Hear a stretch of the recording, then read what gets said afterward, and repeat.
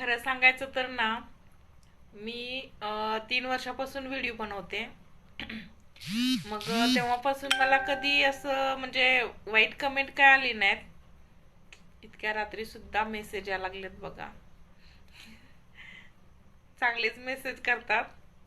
त्यामुळं मी काय बोलू शकत नाही, कारण बघा, तुम्हाला मी आवडते, माझे व्हिडिओ आवडतात, याच्यात माझी खूप मोठी म्हणजे मी स्वतःला खूप धन्य समजते, खूप भाग्यवान समजते.